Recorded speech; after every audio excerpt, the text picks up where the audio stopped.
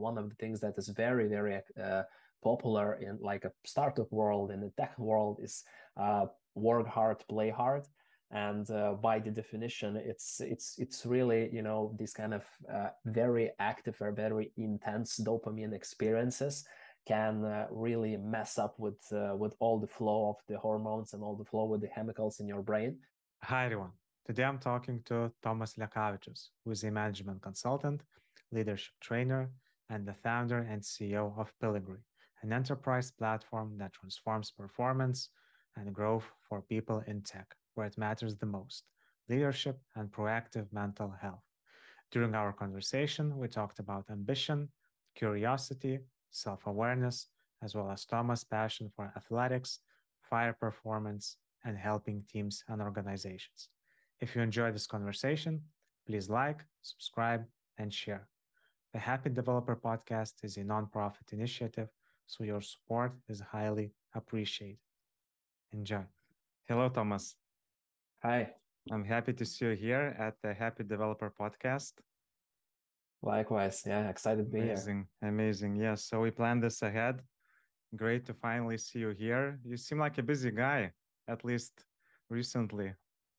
Well, yeah. Actually, this time of the year is pretty busy. So what have you been doing lately? Tell me. Well, a lot of work with my clients. Also, like September, October is pretty popular months when it comes to conferences. You know, like public speaking engagements and different kind of this kind of gigs. So yeah, I'm actually very excited of this time of the year because it really helps to get into that flow of networking, of meeting new people, of sharing different perspectives, of learning a lot. And it really sets up the mood upcoming like winter, when for me winter, I like to spend winter on mostly like focusing on building new products, on actually, you know, acting on what I have learned in the last couple of months. So yeah, this kind of mood actually goes. You mentioned several things, so that you have clients, that you're participating in conferences, meeting new people.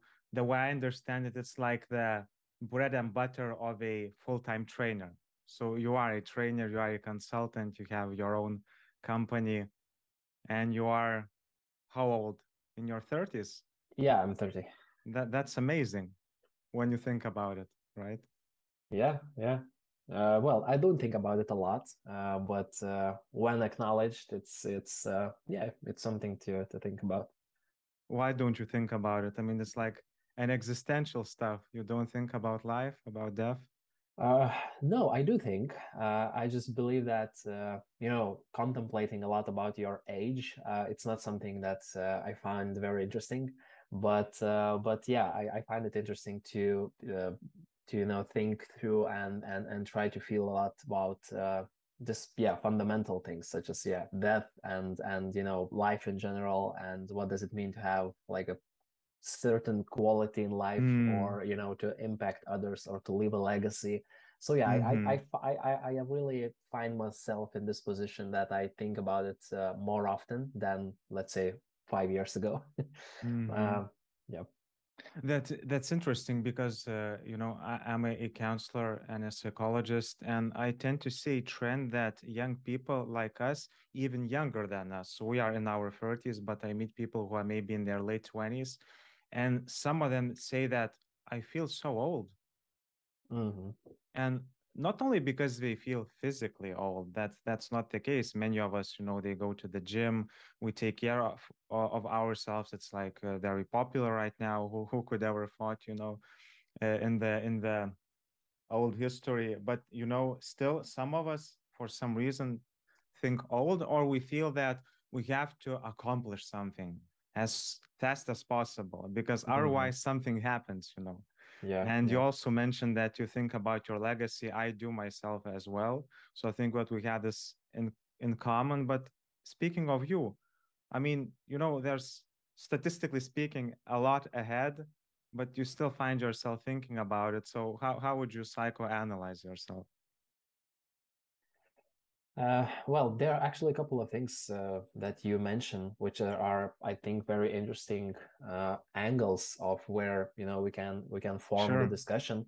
One of them is actually like feeling old because you think that you have a lot of years already under your belt, and maybe you are thinking about the perspective in the future. That's one thing, but also we have the angle of not feeling maybe accomplished enough, or comparing yourself to others, and opening LinkedIn any other morning and you see that there is none a person that's just chilling around. Everyone just starting a startup, everyone just closed the investment round, got a new career, or accomplished some kind of certificate, or finish their masters, or you name it. And then you actually not try to compare yourself to others, but these thoughts creep in, especially I think in this kind of entrepreneurship area where I find myself as well. So there are a lot of people who are accomplishing a lot, but also in this kind of reflection phase, I think that it is important to put things into perspective in terms of your own goals and your own like point B where you are heading. And at least for my case, maybe it is because of the age, maybe it's because of the like maturity of the like for me as a professional or as a personality. I don't care now about increasing stuff just like in terms of more, that I need more employees, more money, more impact. But I really look how I can close the gap between where I am now and where I want to go, or what kind of person I want to become. And for me, in many cases, I'm working with clients. I can hear the stories where they're in 1 minute they're speaking about that they want to increase their number of employees, or they want to close specific investment round for like 1 million or 5 million, and actually really put their feet on the gas pedal. But on the other minute, they are saying that they bought a cool bike, but it's still in the package in the garage because they don't have time to use it, don't have time to enjoy it, or they want to spend more time with their kids, or more time with their friends, or just watch a movie and or some kind of TV series.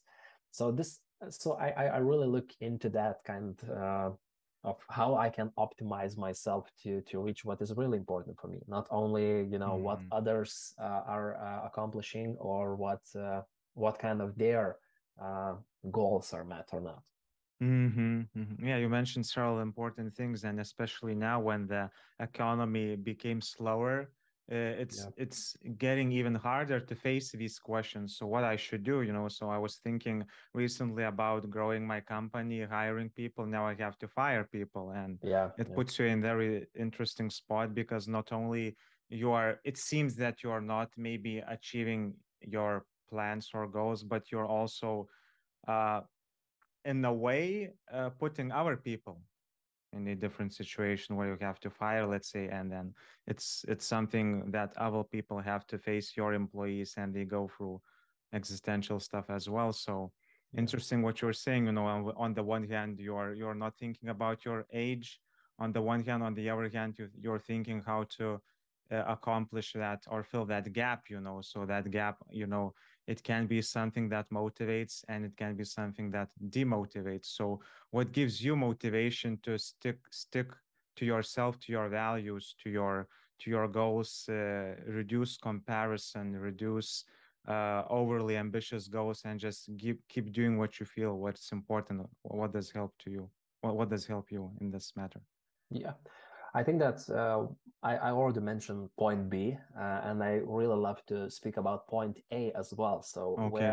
where we are starting, and even working with the clients, that it could be like a team, it could be individual person, but I always start with this kind of, what is your current unique position, and then where we're heading, what is the point B.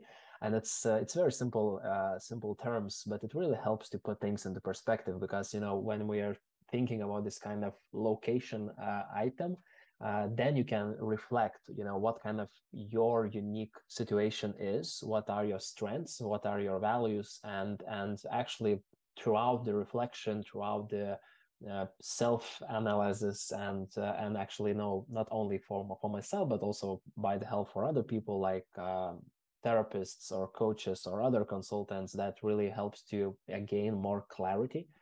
Then you can actually move forward without that kind of huge anxiety that you are not accomplishing something major.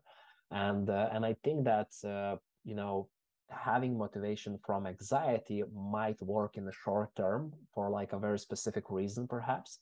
But as a sustainable like goal achievement protocol or system, I think it's just not what works in the long term. So for me, it's more of like identifying that I have like core values of people in my life, of freedom to work, of like impact or like positive impact, creating value. And then I'm looking towards, what kind of current tools I have to reach that.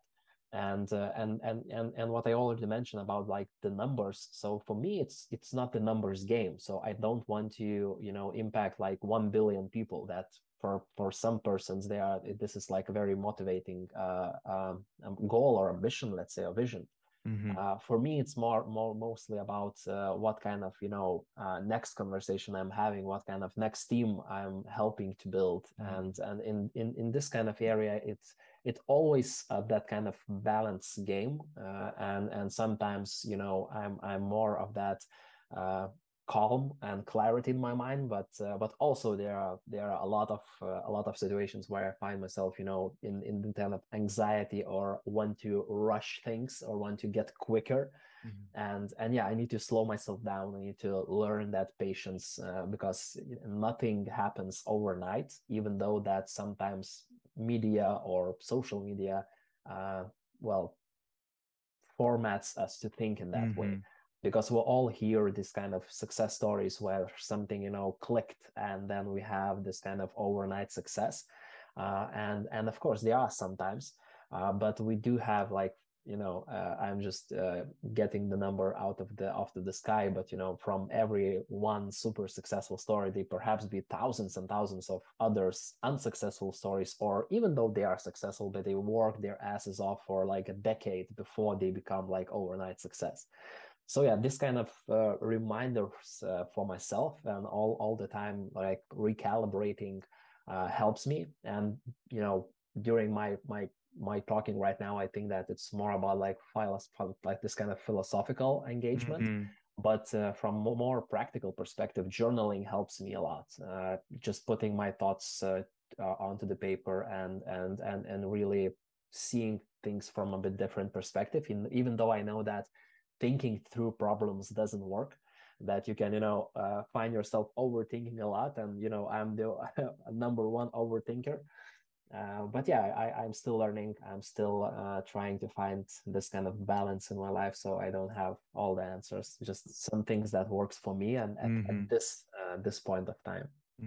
I like what you're saying, and you mentioned several important things. So from a philosophical point of view, I think it's important to have a idea what are you striving for, and to use a computer science metaphor, I think a good philosophy is like a good programming framework, where you basically know the constraints, how you are creating software. Whereas, let's say, coding is the implementation, what you're actually doing with your life. And I think being aware of your own values, and it can be a good framework, essentially. And I think that, and I think those values that you mentioned, like making a positive impact, freedom, taking care for your important people in life, I think can be good guiding posts. And I think it's much more sustainable to have, let's say, clear values than, let's say, clear goals. Because a very clear goal can put you in a different spot where, for example, your goal was to raise 1 billion and you raised 500 million. So what does it mean? You didn't achieve your goal? I mean, that doesn't make sense. But you think when you think that, okay, my goal is to expand my company and maybe do that in small steps every day. So in a way, you're achieving your value every day. So it gives you much more, dopamine and feeling of success when you think about it. Of course, I mean, who am I to say business people, they had their own problems, and, half a billion can be detrimental, whereas 1 billion can be saving 1 million can be saving a company. So I totally understand the reality of it, but from a psychological perspective, it can be difficult. Then another thing you mentioned is journaling. So I think that's like a hygiene thing that we should do like every day, like going to gym, having a good night of sleep. So putting your thoughts on paper, it's like materializing those thoughts. And when you have this distance between what is in your head and what is in your paper, it becomes more clear that you are not your thoughts. And I like this idea, and it's a very recommended practice in my counseling work. Now, if you allow us to, of course, maybe you can, you maybe you wrote something, so maybe you would like to say something because I want to go to another topic, but I would like to hear your thoughts. Yeah, actually, you mentioned a couple of interesting things. One keyword that I actually grappling a lot in like upcoming maybe 2 months is dopamine. And you know, from the Huberman Lab podcast to listening ton of different authors and reading like scientific papers of how we can actually optimize dopamine, and it actually really blows my mind in so many areas that we think that our biology is on our side, but we actually are not having this kind of sustainable partnership. For example, one of the things that is very popular in like a startup world, in the tech world, is work hard, play hard. And by the definition, it's really, you know, these kind of very active or very intense dopamine experiences can really mess up with all the flow of the hormones and all the flow with the chemicals in your brain. So it really it shows that, you know, even though that such a small things as removing the reward from time to time, or, you know, trying to find that happiness and flow into really hard work when you need to focus a lot, when you need to, you know, even we can speak about like physical training, but we can also speak about mental work when you need to prepare something. For example, this morning I woke up at like 6 a.m. something, and I spent 2 hours of like very focused work. And I noticed my monkey brain trying to say that, okay, maybe take a break, you know, maybe go to grab a glass of water. But, you know, I want to focus and I want to find that fulfillment in the work itself without even having some kind of reward. You know, I don't speaking to myself that, okay, I'm finishing this like focus work and I will grab, you know, a chocolate, or I will do something as a reward. So really, yeah, dopamine is really interesting. I would actually also be keen to understand how, for example, you can, you know, you in your clients find that maybe frameworks or systems, how they are using from your, as an, you know, as an expert perspective, knowing in terms of like biology as well, not only like emotions. No, great. I appreciate that you're asking this, and I don't want to rant too much a bit because it's still the focus is on you today, but I have several thoughts about it. So we sometimes forget that dopamine is not the only hormone that is important, you know. For some reason, it's of course related to accomplishment, to achieving something. And there is interesting research done by the same Professor Huberman, but also his colleagues, that, you know, the important thing is not when we achieve something, it's the process of seeking that achievement.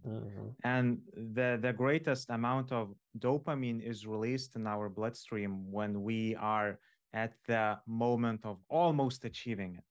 But the moment you're eating that chocolate, or getting that partner or whatever that gives you dopamine, it's when we get that decrease, you know. So I was the other day I was talking to my fiance, and I was saying, so basically what we could do when we think that we want, let's say, a bar of chocolate, you can do everything up till that moment when you buy it and you're planning to eat it, and just, okay, I'll put it away for a while.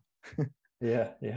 And instead of getting that dump, in a way, you put yourself in that hungry mode once again. So there are certain quirky things that we can do with our psychology. But I think there's another idea that I think you are indirectly touched upon is, you know, maybe being more conservative with our physiology and realizing that there is a certain rhythm that is created by our ancient history.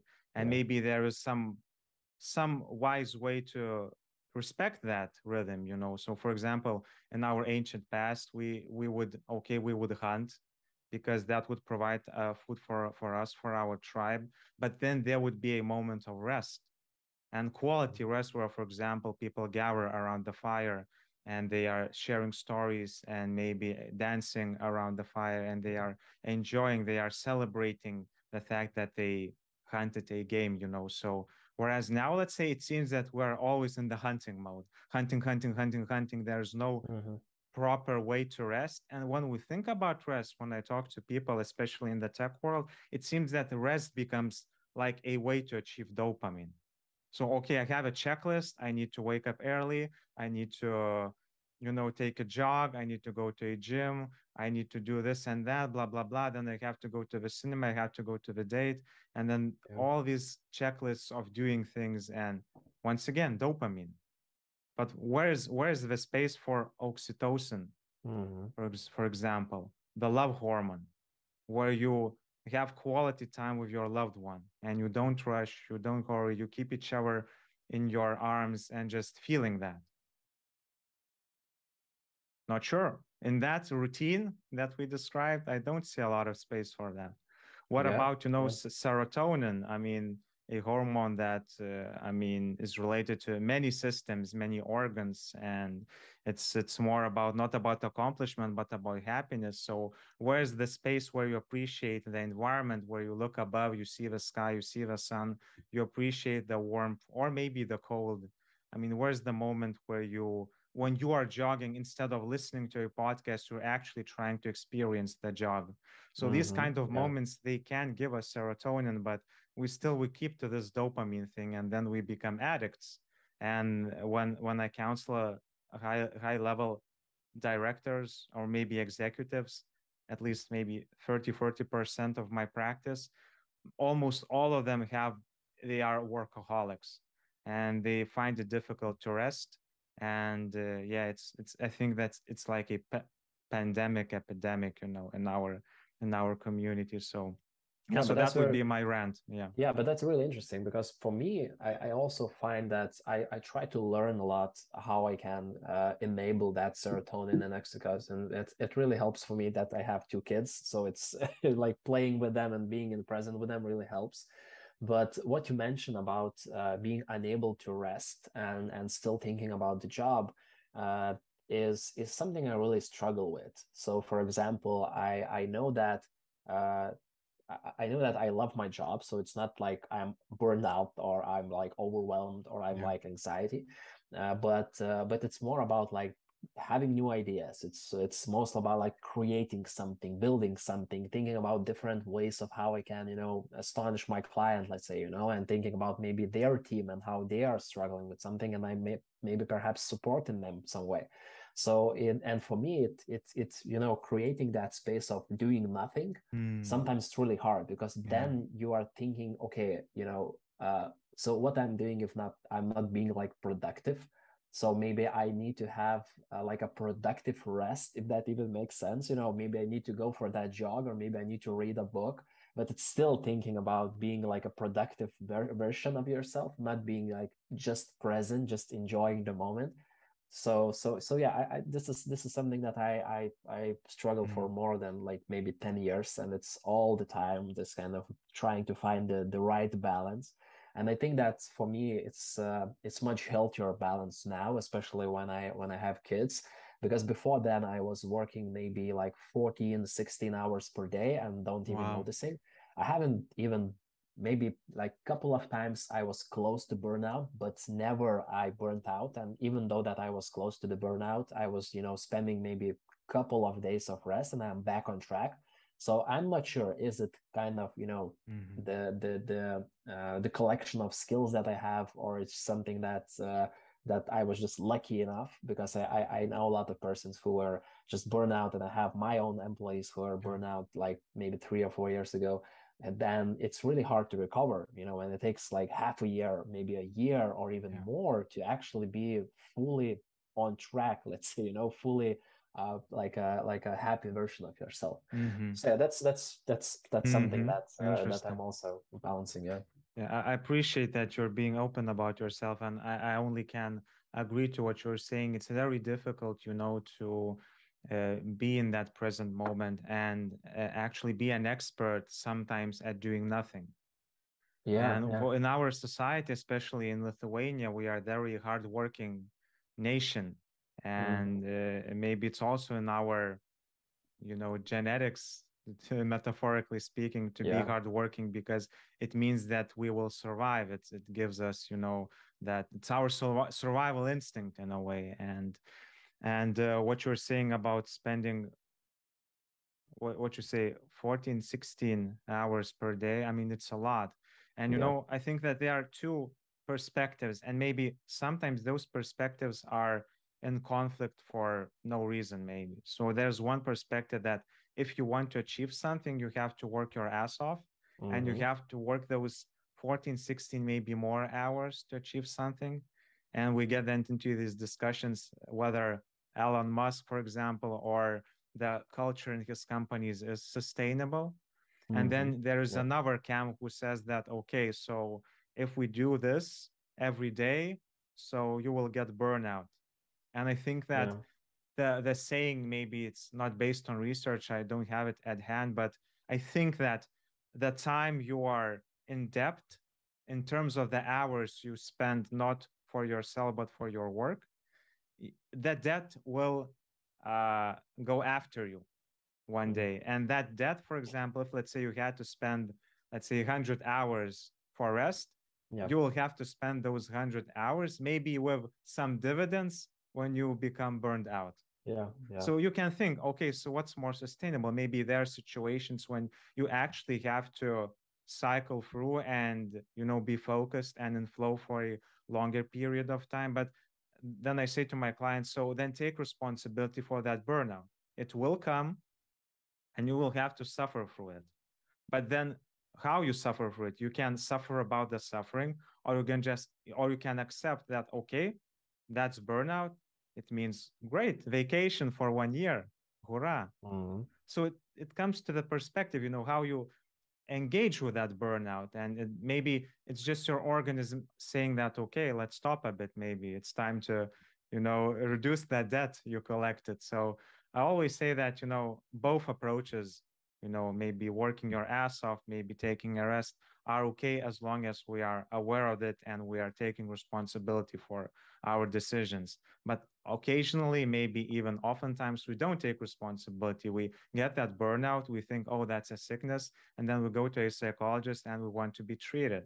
But, maybe there is a preventive way to Yeah. not reach that destination. Yeah, I'm actually seeing a lot of people, especially in like technology community, where this kind of being workaholic is it's more like a badge of honor rather than a problem. And yeah, we can see some of the companies are already getting into the momentum and trying to see like the first initial points of maybe perhaps burnout is coming for like a certain employees. But they also, I in this kind of situation, I always like to play a devil's advocate as Mhm. well, and thinking about people who are, I call them people on a mission, and I know personally in a lot of areas they are mostly like founders and they are really on a mission of building something remarkable. And I know, for example, some of the people for more than 10 years and they haven't had a vacation for like longer than 1 week. They haven't ever burnt out. They always energetic. They always like inspiring and they always work very, very hard. And what is also interesting that their like point B perhaps will not be to spend 2 hours in the gym every day or like play with the friends, but they find that fulfillment and that happiness in the work that they are doing and what they Mhm. are actually uh, building. Of course, I don't know how they will feel after a year or after 10 years, and maybe that depth that you are speaking will actually follow through and will happen. But it's also very interesting Mhm. how different actually we are and how it really depends on like a specific person of how they are, what kind of rest they need, how much of that rest is needed. For maybe for one person it's already a burnout, or and for other it's just a warm up. and they're just getting started, right? So it's very, very different. And yeah, I find it really fascinating, that kind of human factor where we don't have like a concrete answer every time, but we need to, be in that growth mindset and keep that open loops and be open to learn something that may surprise us, right? Yeah. Yeah, the saying that there are some people who are on a mission totally resonates with me, and having that mission really gives a lot of motivation. So, for example, if you feel or believe that the product you're creating is, maybe it can sound narcissistic, but it will save the planet. Yeah.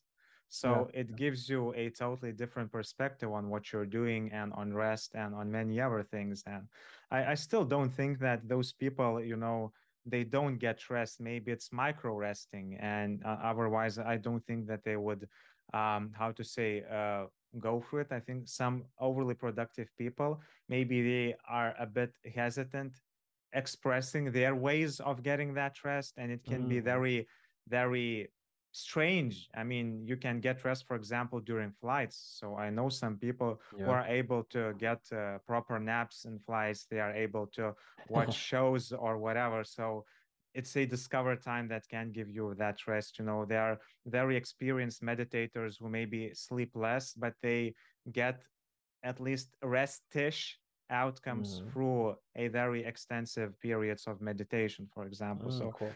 Yeah. so what you're saying, I think that individual differences aspect, it's very important. And sometimes in a clinical practice, clinical psychologists who maybe have the right answer, what is a good way to conduct your life from a health perspective, they can be biased based on what is recommended. But there are those edge cases. There are those people who thrive on a bit different energy, different Yeah. habits. But if you allow us to go to a bit different topic, I feel Sure. that we're walking around it for a while already. So we were talking about values, we were talking about individual differences, and basically, for me, this is about nature versus nurture. So Mm-hmm. nature, our genes, our biology, what we come through. So thank you, mother, thank you, father.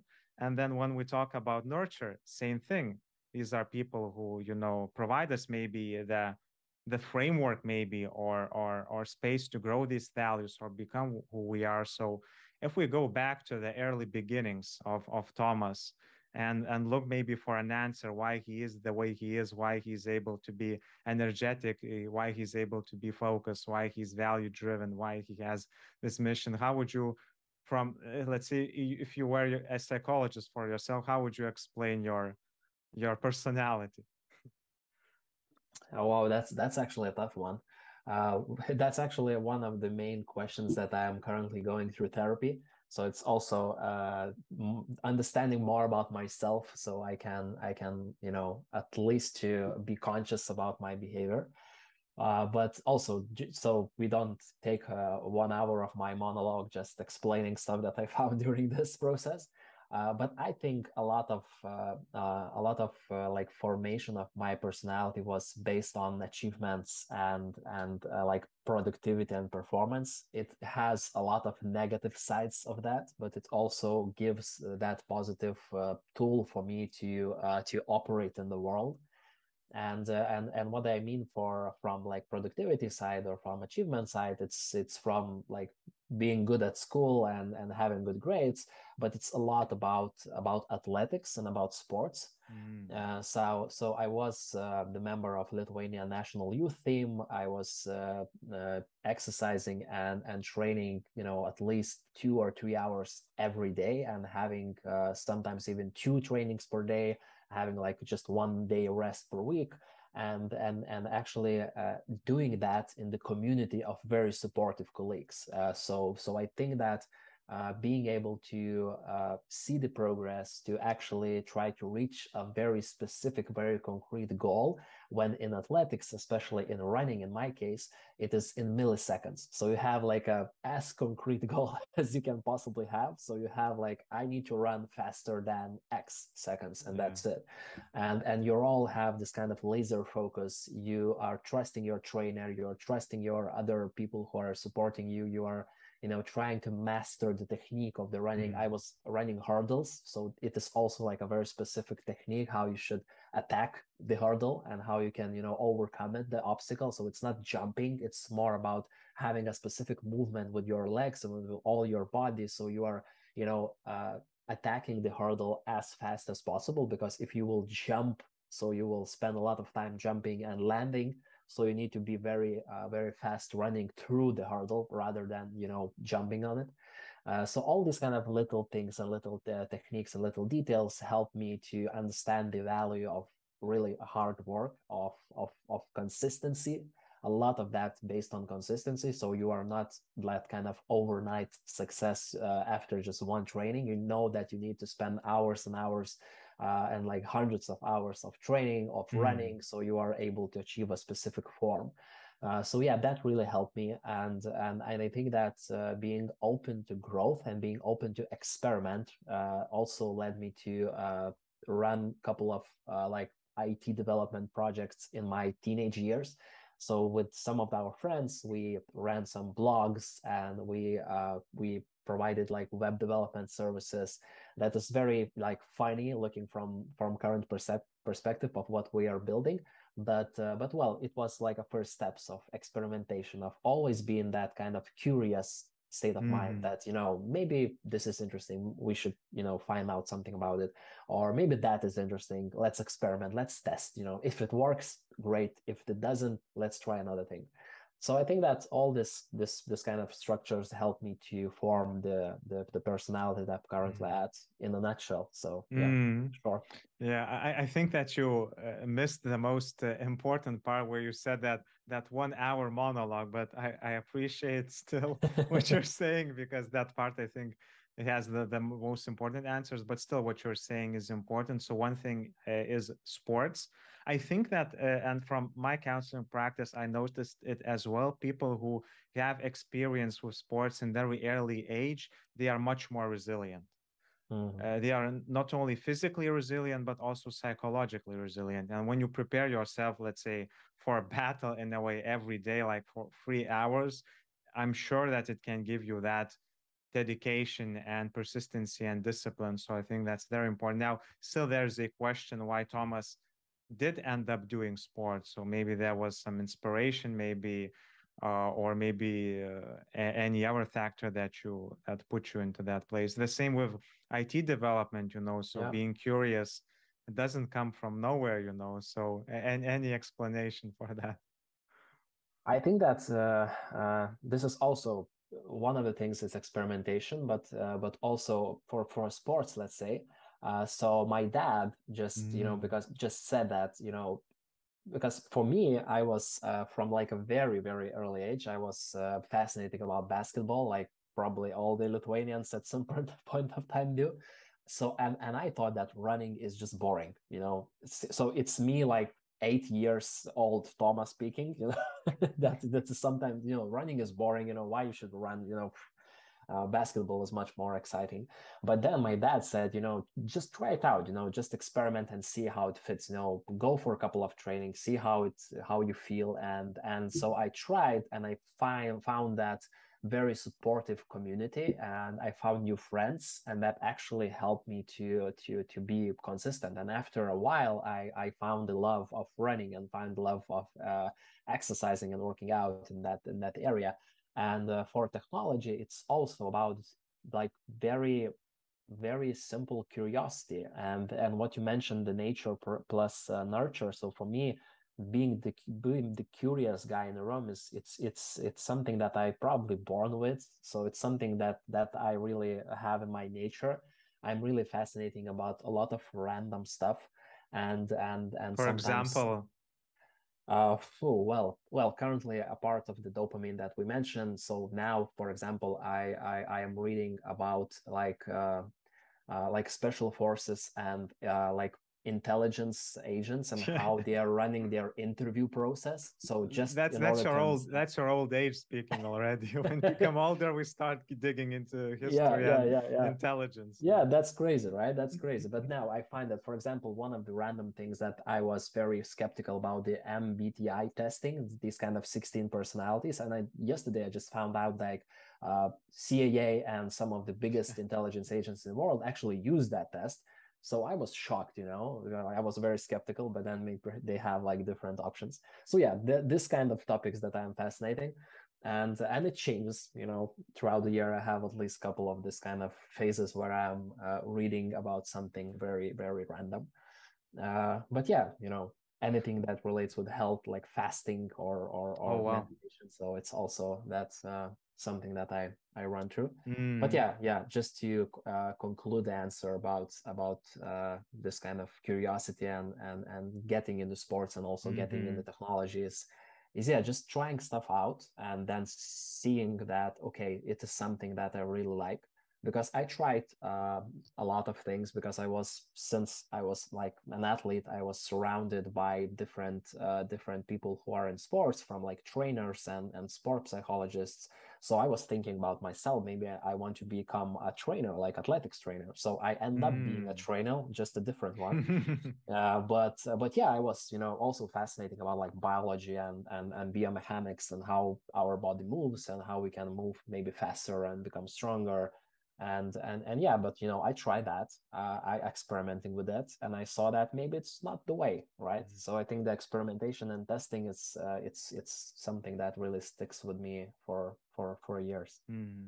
Okay, interesting. Yeah, I totally appreciate the idea of curiosity being something that we maybe are born with. And there are certain, personality traits that they are more temperamental. So if Mm-hmm. you're aware of a big five personality model, so Not exactly. Yeah. it's much more scientific than MBTI. Although I would be skeptical if to hear if CIA is using it because it's too complex. So they lean to more simple things, I guess. So Yeah. MBTI Big Five model basically is a a model of five personality traits that can be remembered with the acronym OCEAN. So O Mm-hmm. stands for openness to experience, then conscientiousness or extroversion, agreeableness, and neuroticism. And basically, these, if you're interested, you can totally dig into this. These personality traits were developed by looking at the language that people are using to describe each other.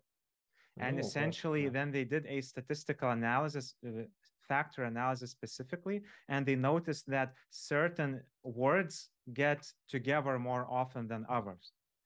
Mm. And by doing this analysis from natural language, it's like early NLP, early natural language processing in a Oh, way. that's cool. Yeah. They noticed that, okay, so there are certain five traits, others disagree. They say that they are more, but they are basically the most important ones. And what you're describing, that curiosity part, is related to openness to experience. And in other words, our openness to experiencing new things, new ideas, trying things out, being open, doing things about it. So a lot of artists are high on openness to Mm-hmm. experience.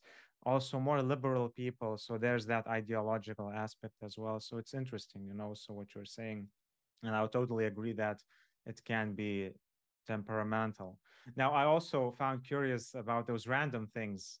You said that you were listening about CIA. I think that you're referring to a specific podcast. Was it like Lex Fridman with Andrew Bustamante? Was it this one Actually, that yeah, you listened? it is Lex, and he has a couple of interesting people. Also, there was like KGB agent, like former Yeah, one, that yeah. also spoke about like Cold War and experiences that. So yeah, I also the fan of Lex, Got it. and yeah, Yeah, that's a guy, good catch. he's popular in the tech world. So yeah, so that guy, that former CIA agent Andrew Bustamante, those who are interested, feel free to listen to that podcast. It was fascinating. When he said that they are using MBTI, I was really blown out because in Same, my yeah. in my early counseling practice, I mean not counseling practice, in my early years, then I was studying psychology. It was like in 2012. I was aware of MBTI, and there was even like a portal. I think that it's today in Lithuania as well. It's like charakteris.info. Yeah, yeah. And back in the day, they would like have a dating part as well. So Oh, okay. you would be Yeah. able to do the test, Cross-selling, right? I like it. and essentially you can go to the social part of the site and find people who have a similar type. So actually, it was there. It's like it was before 2010, 9, something like that, So I was even able to find several girlfriends at the time when I Oh was in yeah. school. Yeah, So it works. Nice. it helped, actually. It helped. Although the problem is that later on, when I was studying psychology, I learned that it is totally unscientific, not enough research, not enough analysis, that those types they are too much of abstractions, and they just, it's like astrology, So basically, this is the idea that I had for a while. Then I read a bit of Jung. I realized that Jung inspired it, so it then gave more credibility. But I still felt that MBTI is for the corporate world, and it's not science, not serious. But Yeah, when yeah. they said that they are using in CIA for their operation, I felt, okay, maybe I'm missing something. Yeah. And well, after listening that, for me, I made the conclusion that it's probably just helpful to get at least some kind of guidelines. So for example, you are interviewer and I am like a potential agent, and it's easier for you to scan me and say that, okay, Thomas is more this, less that, more this, less that, so I can format some kind of personality, so it will be easier for me make a quick decision, like rather than having tons of individual conversations and trying to make that kind of profile of yours.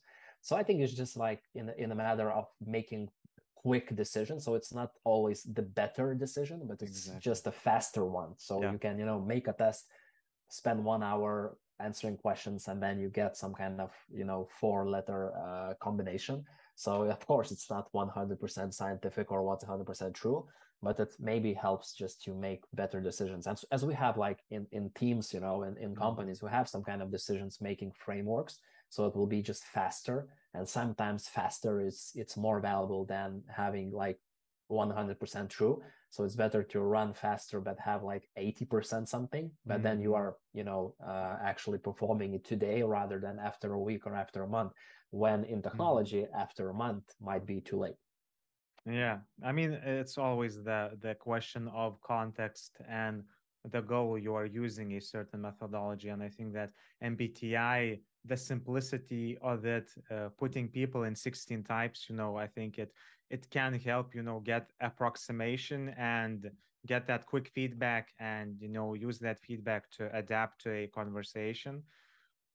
So yeah, for them, I appreciate it. It can make sense, although it can be manipulative in a way. But from a scientific perspective, let's say you're creating a actual system where trying to understand the nuances in people and trying maybe to create a motivational system, how, let's say, a compensation and benefit should work in a company. I think it's much more wise to dig into those more scientific models and not rely too much on those,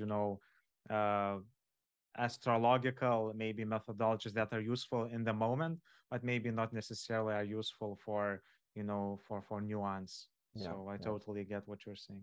So getting to the family thing, so essentially what you're saying, that on the one hand, there's at the core there is a curious person, curious Thomas from the get-go, but at the same time it seems that there were some nudges, some motivations from growing up, let's say from doing good at school, maybe getting some advice from your parents, then being accomplished, and then you get into that positive loop where your personality reinforces itself in a way throughout life.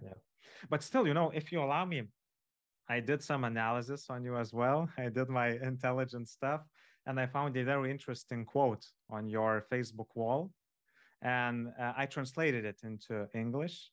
And if it's okay for you, I would like to read it and get your take on it. And I think it would also explain the psychology of Thomas. Okay. Okay. So you will let me know. You will let me know about it. Okay. Okay. So the quote starts. Just let me check.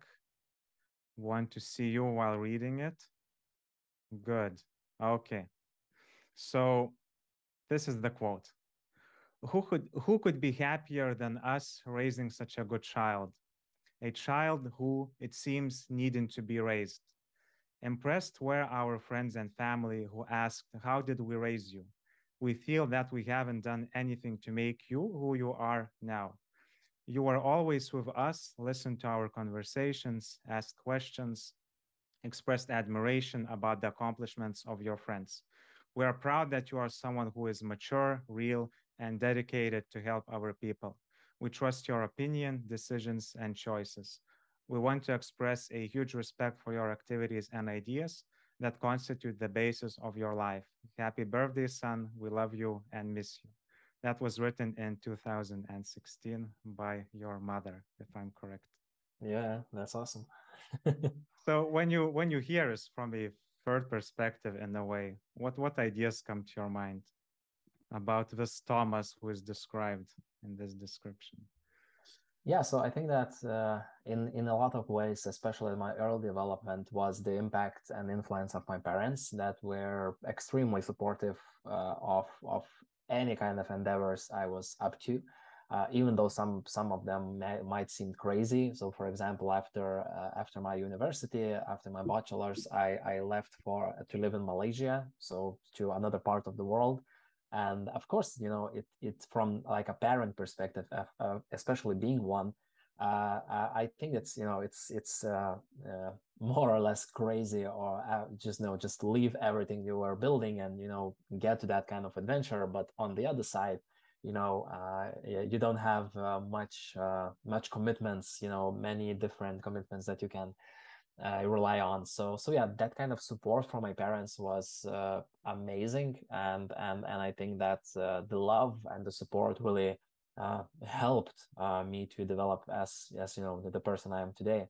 So yeah, it's really nice to hear that from the past. Mm-hmm. Is it sensitive for you to hear these words? Yeah, I think it's always sensitive when we are Mm-hmm. speaking about like close people that Mm-hmm. our family and the people that we love. Mm-hmm. Yeah, I totally feel you. And when I was reading this quote before our conversation, I even got a bit sensitive. I felt that I was even crying a bit because, when I read about this, I feel the suffering of all the clients that went through my practice, even the suffering of myself, and the importance of having those, supportive parents, because many of people who I meet, they don't have supportive parents. And even in their grown up adult years, when they are in their 40s, even, they don't get that support. And I think that's a very big problem, Yeah. especially in our cohort that are maybe in our 30s and who grew up in Lithuania, for example, who, let's say, maybe not always had those supportive parents. But from what I hear and read, it seems that you had those parents. And I think that it's really important and appreciate to use this moment to appreciate it, because it reduces a lot of unnecessary suffering in a way. Yeah, absolutely. Yeah. Okay. So speaking also about those random things, I still fascinated about your personality. And I think that it's also another topic that we are going around. And, if I haven't read your Facebook profile, I feel that I wouldn't even ask you this. And I'm not sure if you would even describe it. So I learned that you also have experience with fire performance. Yes, yeah, I do have. I Yeah. mean, fire performance. So I'm not aware of it. I'm only, I've seen it, but I don't have the words to explain what it is. So maybe you can explain what the hell is fire performance, Yeah. and why is Thomas fascinated about fire? What is going on? Uh, yeah, that's actually I appreciate you digging it the Facebook profile. It's one of the things that I haven't updated for a while. But yeah, fire is actually one of passion of mine. And well, fire performance. It's It's sorry, Thomas. Yeah, Fire is a passion of mine. It can give you interesting thoughts when you hear this. yeah, sure. Yeah, out of the context, right? So the context matters. Yeah, so the fire performance in a nutshell, it's just juggling and with different tools that burn and trying not to burn yourself, and in the meantime creating some kind of spectacular view for the viewer. And it may include different tools such as sticks and sparrows and knives and a lot of Yeah. different things like poi dancing and triangles and stuff. So it's a bit difficult for me to explain it in words. So it's more of visual thing. Yeah, so I'm putting now a visual for people to see who are Okay, on awesome. YouTube. Yeah, so Yeah, that's great. That's great. So yeah, as you can see, it's pretty visual, and yeah, I really love the experience and the ability to do something that not so many people are able to do, or not so many people are able to touch, let's Mm-hmm. say. And yeah, it's like different side of my personality, whereas it's more about like massive wild energy, and it's more about also being lost in that flow. And of course, the mastery part of this also very fascinates me, because if you are able to perform at specific level and you're able to improvise and you're able to get to that jungleic flow, it's also hours and hours of training, which I find really, really interesting. I was, much more into that before kids also, Mm. because it's very night related jobs. You are performing at night in the midnight all around the Lithuania or in other countries. But yeah, it's something that I feel very nostalgic about, and I'm still thinking about sometimes going, in some kind of performances, because now currently I am the FI performer, which they call when they need some kind of like a Mm. unique random approach to the performance. So it's not for like learn the dance and dance it. For me, it's, since I have the experience, it's more about, Thomas, we need like improvisation regarding this. Can you do that? Okay, let's do it. So like my last engagements was where with Kaunas 2022, so the Mm-hmm. cultural, so the opening events, and where you need some kind of unique approach, when you need, create something maybe on the spot, you need to react quickly, and everything is surrounded with fire. So that that quick decision, Mm. it's really appreciated. Fascinating. So, how old were you when you get into this activity, so to speak? Maybe 25, perhaps 25, Oh, so 26. not so Yeah. long ago, right? Yeah. Actually, yeah, I was actively participating in maybe like 2 to 3 years, and then I got Mm-hmm. kids, and it slowed down a I little see. bit. So I, currently, in the last year, I had, as I'm joking, like maybe 4 to 5 performances per year. So since I started, I sometimes in one weekend I got like 5 performances, and now I have 5 performances in a year. But I like that, because it's really actually really, really hard to train. It's really hard to perform, especially if you have like 3 performances per one night. So imagine that you are performing, you are, giving all the Mm-hmm. energy and all the strength you have, and then after a couple of hours you're performing again, and you need to be that, as fresh as possible. And people who are seeing you, they're seeing you at the first time, and they don't care that it's your third performance. They're expecting you to perform at your highest level. And I found it kind of similar to my job as a consultant, for example, and Mm-hmm. perhaps in your case as well. You can have maybe like fifth or sixth conversation per day, but for that Exactly. person it's the only one conversation they are experiencing, and they are, going all into that. So yeah, it's about probably the professionalism and the experience that gets. Yeah. I really like your last point. I mean, and I think that all people should engage with their work in such a way, especially if they are working with people and realizing, for example, if you're okay, you're working at a bank and you're consulting people, mundane stuff, doing repetitive things, opening a bank account, closing a bank account, blah, blah, blah.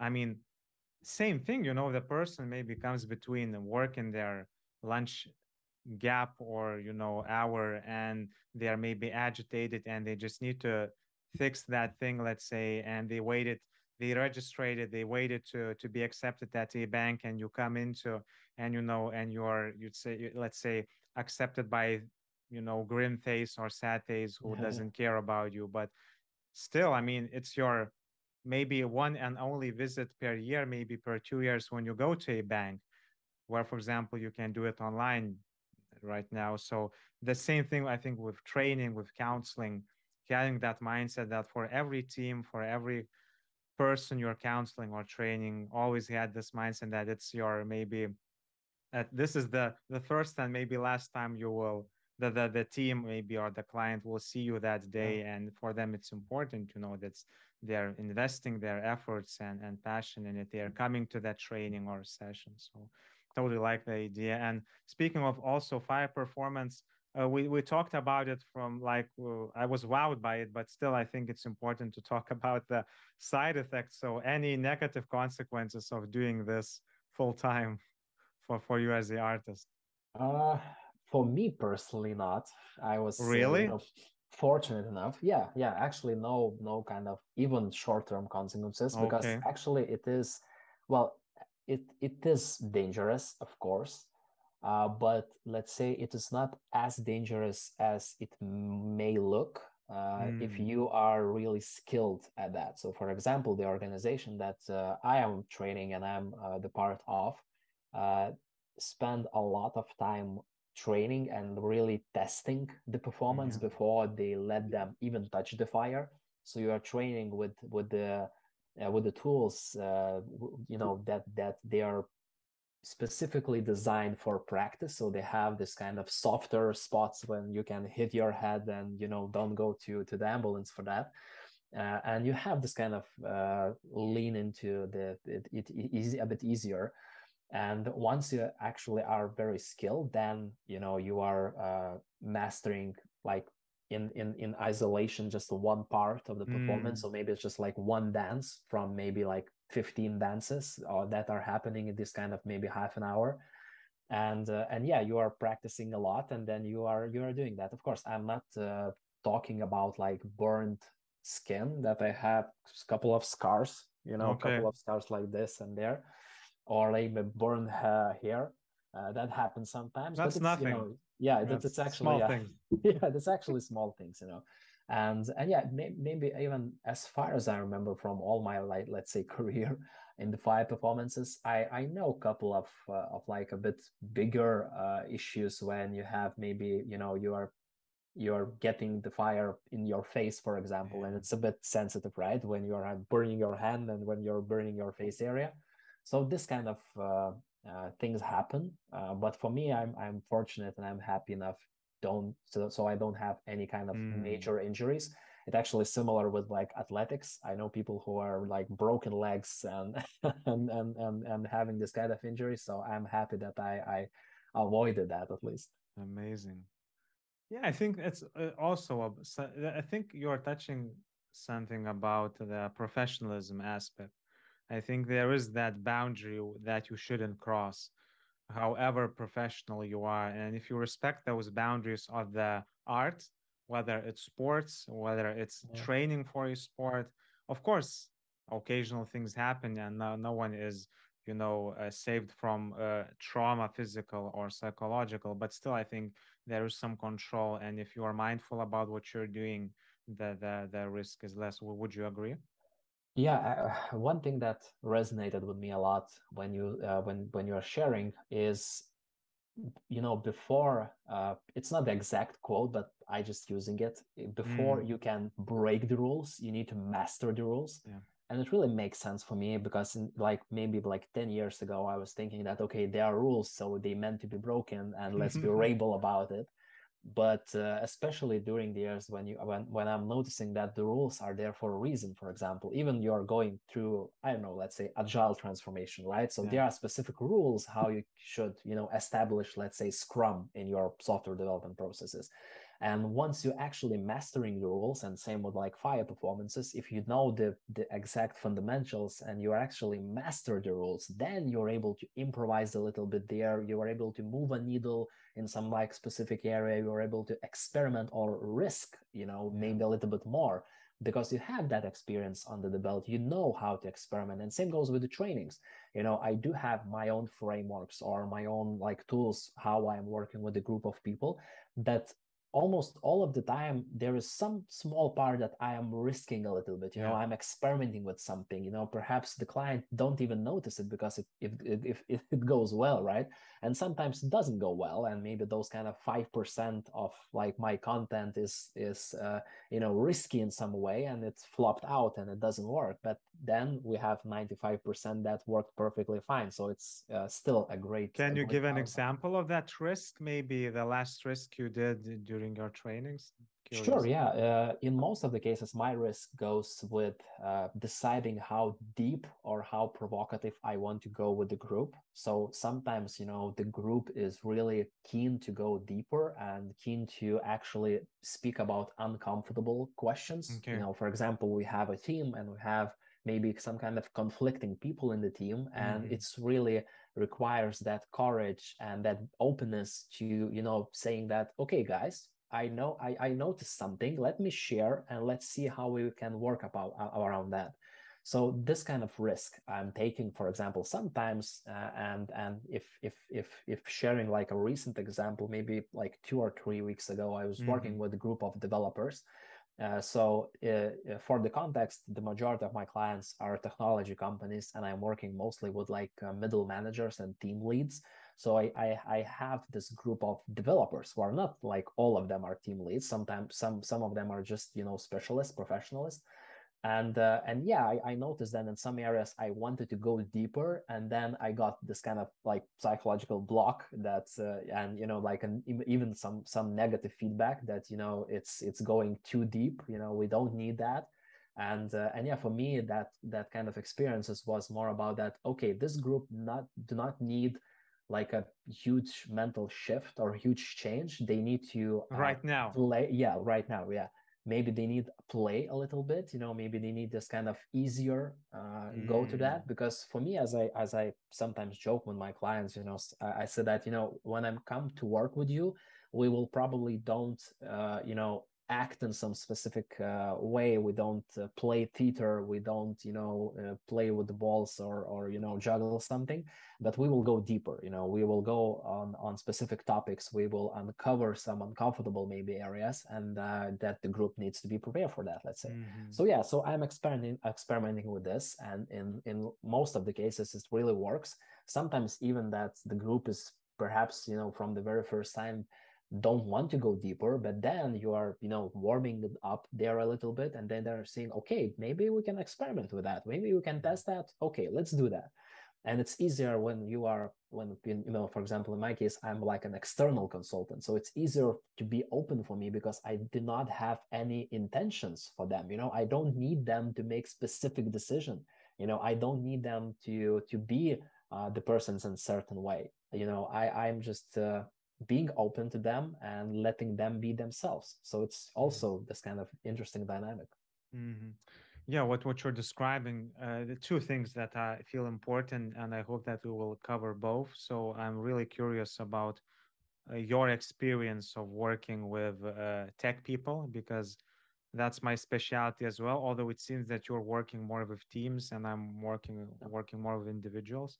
So we should definitely get into this topic. But before that, I feel that for listeners who are maybe not aware of trainings in general, it can be a bit confusing what you're describing. For me, in my words, what you're describing, I would name it facilitation, maybe team coaching moments, where, for example, you come with a team that has maybe a problem, and the team is not sure how to solve that problem. And that problem can be, let's say, maybe certain communication issues, maybe certain conflicts, maybe even certain inabilities to achieve goals, maybe productivity or whatever. And then a team coach or facilitator helps with communication, where it is important to talk and talk openly as much as possible. And there are situations when people, as you say, they don't want to, but maybe they are not prepared to, maybe they don't feel safe, and then the coach has to create that safe environment and etc. But that's how I interpret it. But maybe you can explain your approach of your consultancy practice, what exactly you do. And I think would be important to understand how does it maybe differ from other things, because that's also a problem that I would like to discuss, is the lack of standards, what makes a good trainer. And for some people it can sound romantic, but for others it can be unprofessional in a way. So Mm. so that tech part, let's leave it a bit for later. Please maybe explain your approach, and maybe if you have any ideas about the professionalism of training industry, that would be great as well. Yeah, so what you explain about team coaching, I think that it really hits the bullseye, and I believe that for me, as I sometimes explain my work, it's that sometimes clients pay me that so I have better answers that they have. So it's consulting. I know, like, for example, they are struggling with some kind of systems in the team or like performance, and then I come, I reflect, I analyze, I identify the problems, I consult them, advise them, you need Mm-hmm. to do this, you need to do that, and that it will solve it. It really helps for me that I was the team manager myself. I built technology. I led like international teams of developers, engineers. So I know firsthand what they're experiencing. And as a joke, I have that kind of war stories to tell and battles that I went through. So that's one part. And the second part is what you explained already about the team coaching, is that I have better questions that they have. So in Mm. terms of asking better questions, so this kind of answers or questions is what the team needs. And sometimes in the team coaching area or the context, it's not the answer that they are looking for to get from me. It's more about this kind of facilitation, about creating a space to insight to occur. So it's more about asking the right question, about facilitating, about like navigating the room and navigating the group, that we can go together. And in some areas, and especially working with other consultants that are more experienced with me and learning from them, it's also about like the social power, because as a consultant sometimes you find yourself like being a bit higher because you have the answers and you are just like a teacher giving the answers to the Mm. group. But in the team coaching, it's more about partnership. And for me, it's about like thinking and decision making partnership, than where I am not that kind of, jokingly leader who is, raising the flag and going the first, but I'm more about like a navigator that is sitting near driver, and I'm, having the map perhaps, but I'm, working together and collaborating so we can go through that journey together.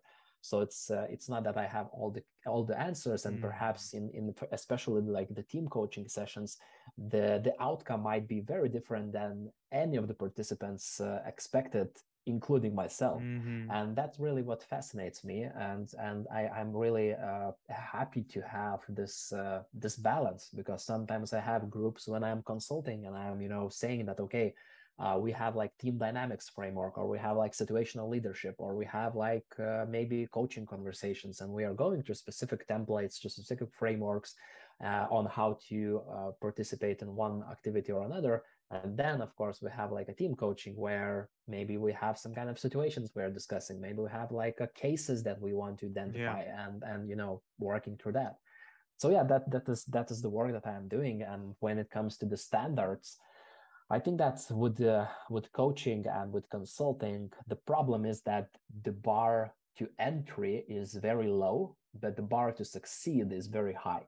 And what does it mean? It means that it is probably the easiest thing is to call yourself a coach, because we currently have so many different coaches, and there is, even though the coaching is a specific tool or a framework, people call themselves like a finance coach, orgasm coach, I don't know, like any kind of coaches there are, like happiness and stuff. So that's great. I think that people are exploring different areas of how they can support each other. That's fine. But the standard is it's wildly different, because you can Mm-hmm. have like one coach who are changed your life, and the other coach that you are feeling you just waste your money. And yeah, I think the lack of standard is a bit of the problem from like choosing perspective. So the client chooses the consultant, and they are trying to weight that kind of different maybe experiences, maybe certificates, maybe like like academic accomplishments, or like what you're actually coming from. So yeah, but just So, okay, to stop you, but I think yeah. it's important. Yeah, it resonates what you're saying, and I think it's important to differentiate between coaching and training. And when it comes to coaching, I think that the situation is much better right now, at least in my subjective experience. So we have a fair number of relatively well prestigious Yeah. associations that provide accreditation. So one of them, it's like the giant is International Coach Federation. Then we have European Mentoring and Coaching Council. We now even have British Psychological Society that recently, I think 1 year ago, developed a division for coaching psychology where psychologists who are specializing in coaching have also representation. So I think that Awesome. we have interesting association, we have an accreditation process. I think it's becoming much more popular and popular. And I noticed that even more agile coaches are getting into this field. They realize that it's not enough to take a 2 day course, and it's important to go through that maybe a bit of longer journey of training, getting feedback, being supervised, being mentored, getting your session recordings feedback and whatever. So I think that's a much better situation. Now, of course, when it comes to the word itself, sure, you if let's say you think that you can help people with orgasms, you can call yourself an orgasm coach, and maybe that's a problem that the word is not protected, or maybe it can be romantic, but still it can be a problem, and it gives maybe some it's difficult sometimes for a person who is not in the industry maybe to differentiate between, let's say, a coach, a ICF coach, a coaching psychologist.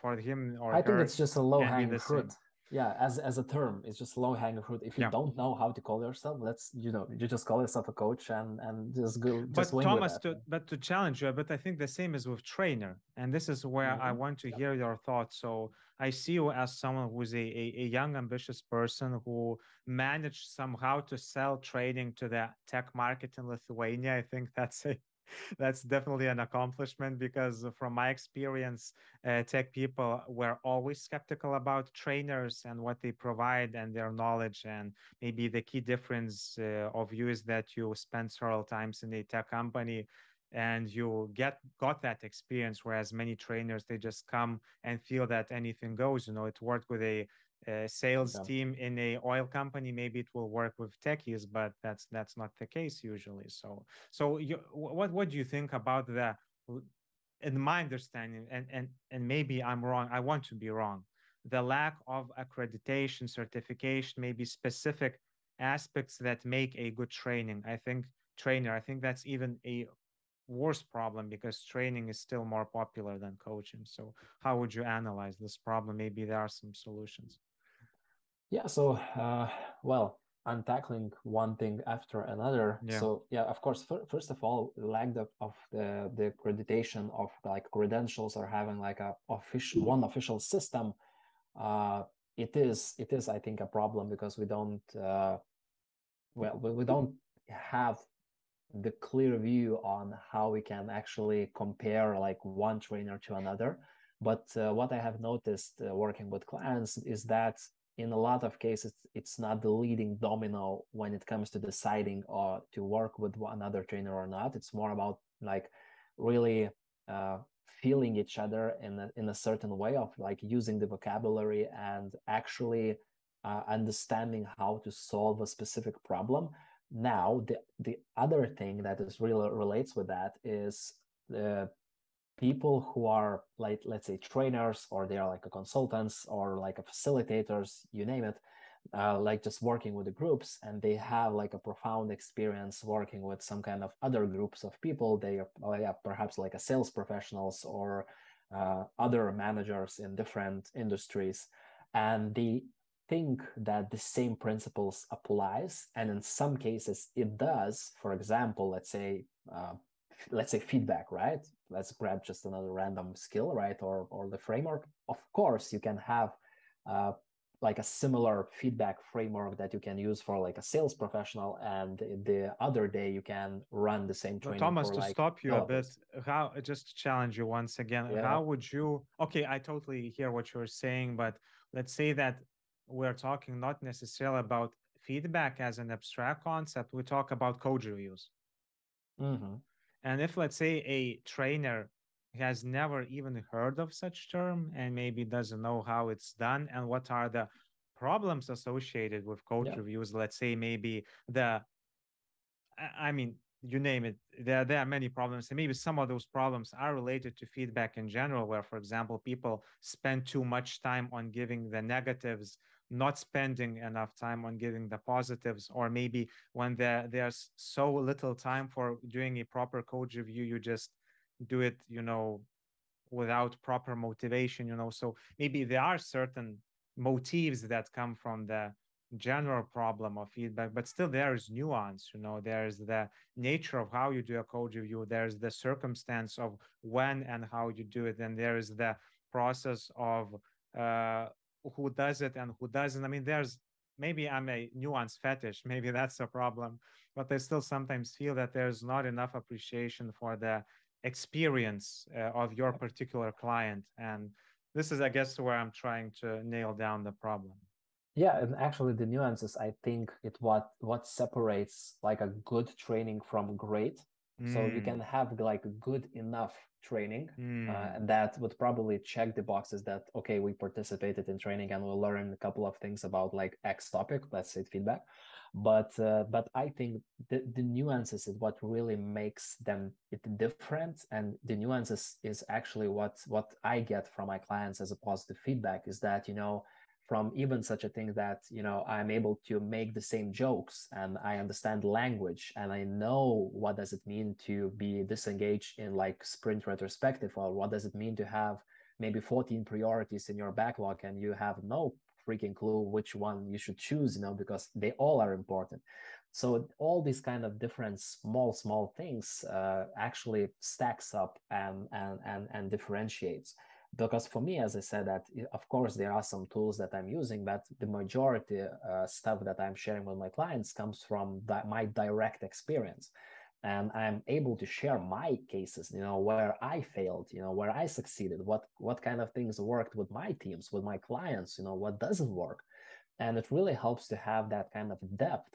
And especially in the last couple of years, I counted that in this kind of group setting, I already worked with like 800 plus team managers, team leads in technology companies. So it's not random people that are actually experiencing very similar things. Even you're, building VPN, you are developing a blockchain project, you are maybe like focusing on any kind of other technology like artificial intelligence. mm, I am like from artificial intelligence area.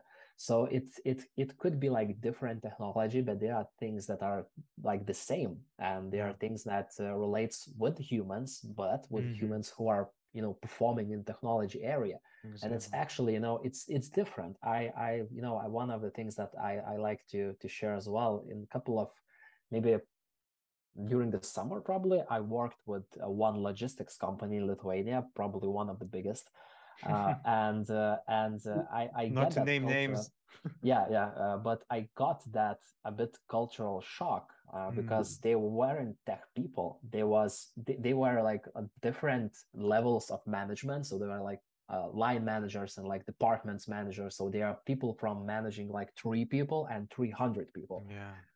And I got this cultural shock not because of the differences between the employees and the participants, but because it's just completely different area. Even though that I work with like Tesco and their logistics optimization, building the software, but it's completely different, right? So I am sharing the same tools maybe, but I notice myself that I lack the edge, and then when the Yeah. training becomes just good enough for me. And Hmm. then later on, I work with my other clients who is like a technology companies or startups, and I see that the edge is there. Hmm. I understand them. I really feel them. I understand their pain Yeah. because I experience the same pain. So it's completely different game. And what I see in Lithuania, especially market, I see that some of the consultants, also not to name names, but they're trying to grasp that technology money. And they're thinking that if I worked 10 plus years training salespeople, now I will work and train like software engineers. Dude, it just not works like that. You cannot just click and change the domain and at that level and expect that it will bring the same result. I'm all up for people playing on their strengths, and perhaps you are amazing sales trainer or you are amazing leadership coach, but each of us can find their own edge and find where they are performing the best and they're creating the best value for people. Because for me, it really grinds my gears when I hear people who are saying that, okay, I am the consultant for technology companies, and for example, I have this training for team leads who are working with engineers who are developing software. We will go into different agile practices, and then you are reading about the consultant, you're reading about their experiences, and you say that, for example, they have 10 years of maybe experiences in consulting, and in the past they worked for bank, and for finances, or they maybe worked for some kind of oil company or whatever, right? Random things. And you see that, for me, it would be the same that I never worked with salespeople. And now that I will say that, okay, Thomas is the sales guy, right? I will help you to sell better, even though that I am not good at sales myself, right? So this kind of dissonance is what really, establishes that problem that we don't have like a standard, some kind of, and it's really wild west at this point when it comes to consulting. Separating from the coaching, who really, I think, and I agree with you that we have certifications, we have established strong communities, we have it's like standard, right? Yeah. I mean, a few things. I think there you're hitting the nail. So, if you allow me to summarize this particular bit, what makes a professional trainer, I think one thing is, of course, having those fundamentals in check, and there are certain, common things that you have to understand. So there are common topics that gather certain wisdom that can be acquired through reading books, maybe going to trainings yourself, certain models that you have to know because they are important. So, for example, maybe Karpman drama triangle when it comes to conflict, or, maybe certain feedback models that are the experience shows that they are effective. So I think, of course, you can put this into a educational program, and I think it would work the same, but there is that mouth-to-mouth wisdom as well, I guess. So there's that fundamentals of being a good trainer. But then there's also the wisdom of the market or the client experience. And I think that wisdom comes on the one hand, maybe working yourself, being in the shoes of the, let's say, developer or engineer or product owner, but maybe also working with a lot of product owners, engineers, or whatever. And I think that the example of a sales guy with a sales trainer with 10 years of experience in general training, I mean, there's potential to grow and to become the tech trainer if you put the time and you are able to acquire clients, learn from your mistakes, and get that wisdom. But if you market yourself as the tech trainer without that experience, the question is it ethical now? So a totally interesting topic. But you're thinking something. Yeah, I'm thinking because it's I really enjoy the conversation because I find there a lot of a lot of common points, but as well not too much. So we are still having this kind of differences, and I'm really excited about that. And yeah, I agree totally with having some kind of background or foundational knowledge about how to work with a group of people, how to establish psychological safety in the group, that people are able to open up and share their experiences. And also, the specifics and the nuances of a specific area. And yeah, I actually know, a number of consultants that they do not have like a concrete specific experience in any given market, but they are extraordinary at their jobs, and they are still hitting the nail and are still having this kind of huge impact on the client, even though perhaps they never worked in Yeah. technology, but they are able to provide that knowledge, and it can go in different forms and shapes. For example, maybe it is like public speaking coach, right? So public speaking coach it's hugely important for technology people, especially in like higher seniority levels, when you have to, present your ideas, when you have to sell the idea for the management, let's say. Mm-hmm. So it could be that you are focusing on how to write Mm-hmm. how to establish a business case and present your business case for the management. If you are like a senior architect or senior developer, that's actually one of the topics that I worked with my clients as well. But it's actually, there are some skill set, but at the same time there are nuances, right? Yeah. How management makes the decision to invest in technology or not to invest, Mm-hmm. and stuff like that, just a general public speaking trainer doesn't even know or doesn't even aware. And I think in technology, especially, it's a lot of things that you don't know what you don't know. Yeah. If you are, if you don't have the experience, or when you don't have a lot of people that you are speaking to, right? So, for example, in your case, you know a lot of things, even though that code reviews, right? Maybe some developer comes to consultant or coach X and say that, I'm struggling with code reviews and I need to make sure that my team is hearing my feedback. I don't want to be too negative. I actually, need to be empowering to my team members, but also I lack time because I have these kind of other commitments, and the coach listens to that and says, okay. So first of all, who the hell is code reviews? And then we can move on, right? So of course, no second session with that coach But to for be that honest, development. Thomas, even if you know what is a code review, a good coach always asks, so in your circumstance, in your team, what is a code review? Give Oh me yeah, your sure. Yeah, definition. define So it. Yeah. yeah, exactly. So sometimes the experience, I'm trying to be a devil's advocate for myself as well, because although I agree with you, I try to disagree, although I agree to what you're saying. So when I try to criticize myself, because I'm also a proponent of speciality, I still think that the not knowing can be important, and not knowing not necessarily in terms of knowledge or industry experience, but more of being curious about terms and just digging deeper and not taking things for face value. So I think that's can be also important. Yeah, I think that one thing that comes to my Mm, mind is from one of my mentors is to keep the loop open. So we as a mm, humans, and especially we as a consultants that we work in this kind of knowledge market, we like to close the loop. So we like to, if we have a question and someone opens our loop, we try yeah, to close it as fast as possible. Okay, I do have like psychological safety problems in my team, so we are opening the loop. And then as a consultant, okay, yeah. maybe this, maybe that, so we are trying to close it. So for me, especially the team coaching part helps Mm-hmm, to keep the loop open, right? And for mm-hmm, example, the code reviews, right? Okay, you have problem with code reviews, we're open the loop, but I'm, not closing the loop consciously. So, please define the code rules in your yeah, team.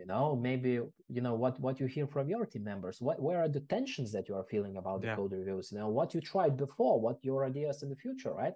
So I'm keeping the loop open as long as possible. So the opportunities and the options comes, that kind of space where the Mm-hmm, insight can occur, and that kind of keeping myself in that beginner's mind. mm-hmm, And I think it's also one of the edge, and especially I think it's the future, because we are not living in a world where we have all the answers, or where there is only one yeah. single outcome or single answer. We need to learn all the time. We need to keep ourselves engaged in that kind of exploration phase, Mm-hmm, and learning, and also being open to the idea that we may be wrong, and maybe even the answer is it's that the answer that we have, it's not the right one, and we need mm-hmm, to learn something more. So that's actually also what excites me in my job, mm-hmm. that kind of exploration and learning, Amazing. as we already noticed, the curiosity.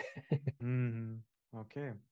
Okay, so I see that when I think in the last segment of our conversation, and there's also another topic that I would like to touch, and I think that's something that where we started in the beginning, and just if you allow me, I would like to rant a bit on that aspect of age. Yeah. So when I was entering the market, it was in 2015 when I completed my bachelor studies, initial bachelor studies.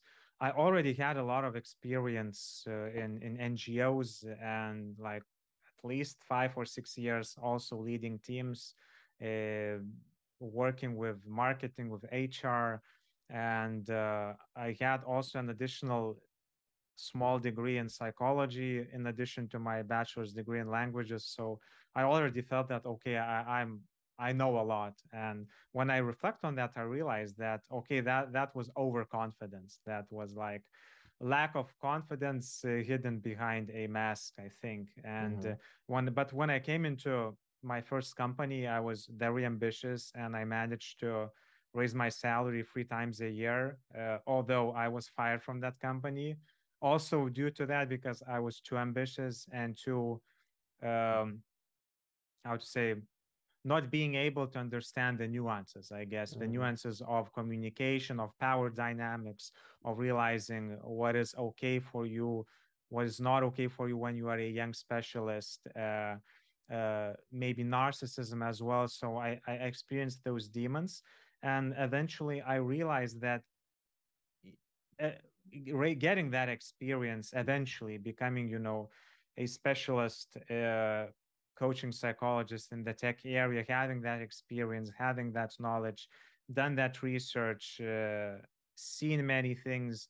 I feel much more confident, like on a objective level, but I feel less confident on the subjective level because due to my self-awareness now, I realize that due to my younger age, for some maybe higher level executives who are maybe in their 40s, 50s, 60s, who seen those young ambitious people, Mm-hmm. and for them, when they listen to me, it can seem keep talking, keep Yeah, talking, But to be a devil's advocate, when I listen to you, but listen not from my young ambitious mind, but when I listen to you from that 50, 60-year-old executive who's seen a lot, that thought also pops into my head for some reason. Keep talking, keep talking. yeah. Because, Mm-hmm. and I say the same when I hear you speaking, and I hear the same when I'm speaking. Okay, these are two 30 years old guys who, okay, they have the portfolio, but still 30 years old. Okay, you are at least a parent. I don't even have kids. So also a a lot of reality, a lot of things of reality are missing in what I'm describing and how I see the world without having kids. So yeah, so just to lean on this aspect of age and power dynamics, and on the one hand being successful in the early age, but at the same time, maybe finding those difficult moments when you are not trusted, maybe we are not respected, maybe you're not seen the way you would like to see yourself. And when I hear you, it seems, I feel at least that you didn't have these problems, although I had, but I think that there are many more people who are maybe talented and they know their things and they know their development, they know their architecture, but they are unable to sell it because they are younger and they don't have Mm-hmm. the experience. And then, the problem of diversity kicks in. So how much you trust a young mind who maybe is 30% genius and 30% wrong, so Yeah, yeah. just want to hear your thoughts on this topic, whether it's relatable to you, if yes, how, if not, maybe you have ideas how this aspect can be solved, maybe any advice for young people. Yeah, I think that it's really relatable what you are sharing. Perhaps what thing that pops to my mind right away is that I am not interested in playing a game to meet like a certain expectations of, let's say, older people. If, for example, you mentioned a couple of things that, okay, they are young, maybe, they have kids or they don't. So from like decision-making perspective, I don't want to work with a client who has this kind of predefined expectations that, okay, Preconception. yeah, that, okay, you need to be, let's say, you need to be like white male, like older, you need to have kids, so I will trust you, right? But So this how do kind you of know? things, Sorry, yeah. Thomas, how can you know if the person has or doesn't have this prejudice? Because it's impolite to express these prejudices. Yeah, well, in a lot of cases, I can feel it. Exactly. You can feel it from the way they formulate the questions, Mm, or what kind of wording they are using, or what kind of jokes they are making, right? mm, And so you can feel that. But I'm also fortunate enough to be in that kind of technology area where we have a lot of brilliant young minds we have people who are, for example, in my case, I managed the team of like 60 plus people, and they were extremely differences. They were people who were just, still in university, like in like 20s, in like 21-year-old or 22-year-old, but they also have the team members whom experience in the market was longer than my life. So they were like professionals in their 50s or they even 60s. They were like PhD level optimization experts and like leading the programs in universities. And so they're extremely experienced people. And I have to work with them as a manager, right? So I manage them. I actually get a word of their salaries, let's say, and I have to make the decisions. So for me, what really helped is to that the same curiosity and being, even though sometimes I like to put myself in the position, and sometimes, if I was, for example, in my team's room and they're speaking about some kind of high level algorithms or mathematics, I'm saying that, guys, I'm the stupidest one in the room. So I may ask the stupidest question, but this is because I want to learn. This is because I want to become better. So if you will help me, let's work on that together. And asking for that help in most cases really helped me. So I'm not pretending that I'm like an expert, but I'm enthusiast. I want to learn about optimization. Teach me, right? So you have much more experience. So that really helps to get in that relaxed mood that I'm not some kind of manager. I don't have like a power, and I'm not one to influence you in that specific way. So that's one. And of course, the confidence comes from the result, not the way around. So if I see that some kind of specific tools works, I have more and more confidence in those. And I have more and more confidence in myself and my intellectual approach that it will work. And if it won't work, I trust myself enough that I will find the way. And of course, nobody is safe from the mistakes and from failures, and that's natural. That's just part of life. But also in my especially case, it's that confidence comes from like concrete results, and that confidence is much more grounded. So I'm not I'm not trying to seem smarter than I am, or I'm not trying to maybe pretend who I'm not. So for example, like a very clear example, when I'm having conversation with a potential client, with the lead, right? So I am saying that my number one goal in that conversation is to help the person to make the best decision for themselves. And sometimes, for example, they ask me, Thomas, we have like a C-level team, and we are like a huge corporation, and we want to have like a C-level executive coaching, right? And can you do that? Because perhaps we worked in the past. And I say, I'm not the right person for you. I can recommend this, I can recommend that, but I'm not your guy in that particular area. And I'm confident enough to say no, even though that it might be like a great opportunity. But I'm just looking at this from kind of realistic approach.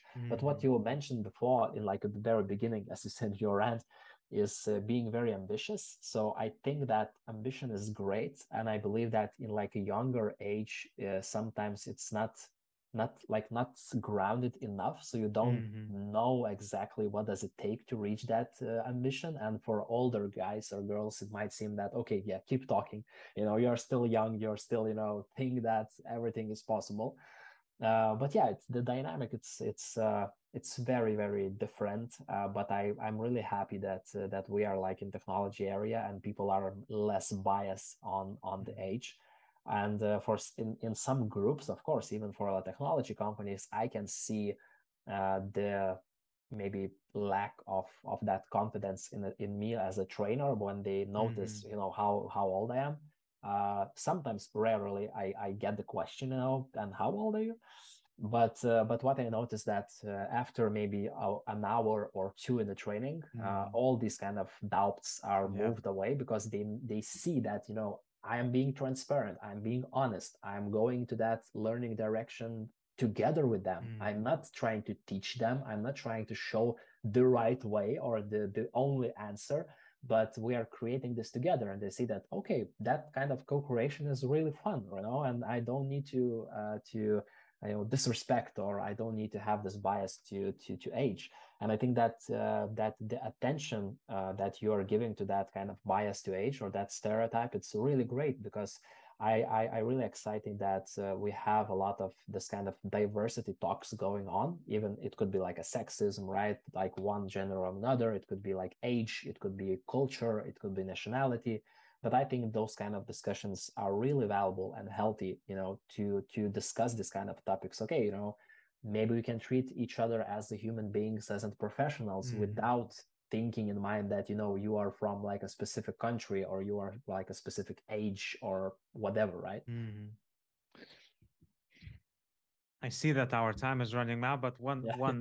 one still small moment, Žinai, I'm now converting to Lithuania. I guess maybe I'm tired already, but still, it was a very great conversation. Look, Thomas, if you allow me to be open a bit, when I'm listening to you, just from the get-go, I think it's our like third conversation or something like that. It can seem to me at least, it can seem, but especially it can seem to the listener, that this guy sounds too perfect. He's very humble, very emotionally intelligent. It seems that the person knows what he's talking, but still understands one's boundaries.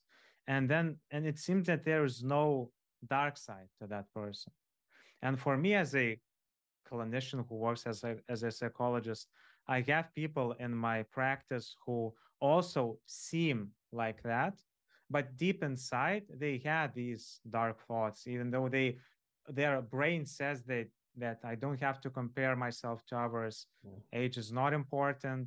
Try to rely on what I know instead of the power dynamics. Be humble, but still the emotional brain, so to speak, it says that, oh, you have to be this, you have to be that, you're judging yourself. And this dynamic, how to say, accompanies a lot of us. And I think almost all of us.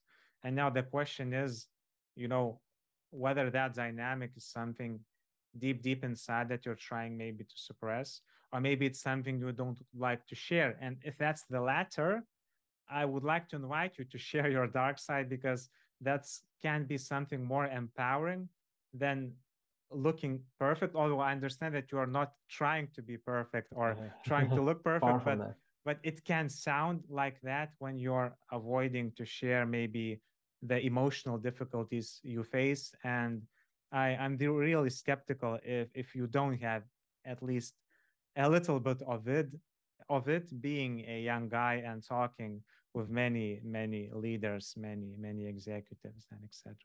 Yeah, of course, I do have the dark sides or side. Sure, we are all humans, and even though, yeah, I may create this kind of image, but it's not conscious. It's just who I am. But yeah, it's probably because of the setting, right? So we are having this kind of podcast format, which is a bit harder, at least for me, because I do not have a lot of interviews.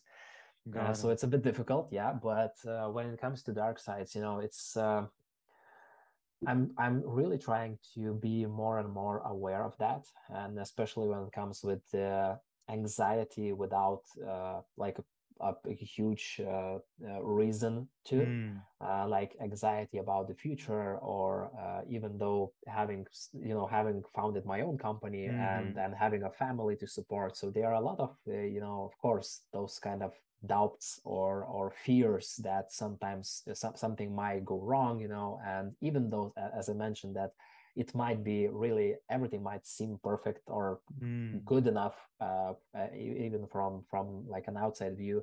Of course, we have the demons that we are grappling, and for me, it's, yeah, as I mentioned, anxiety.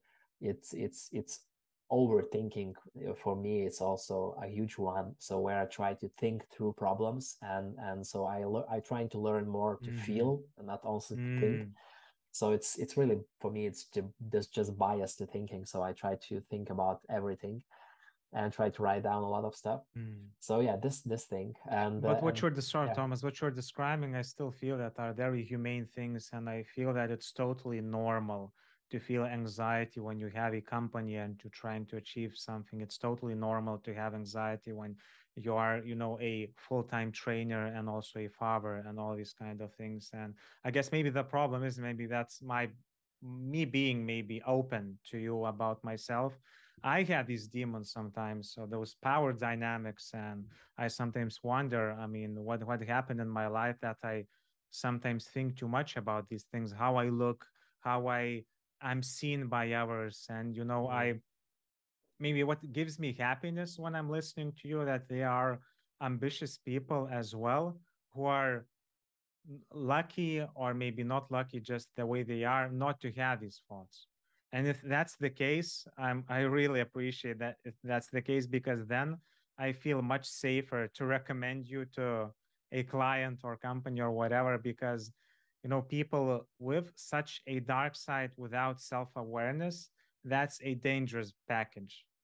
Yeah, And yeah, that dark side will come through their speech, through their training.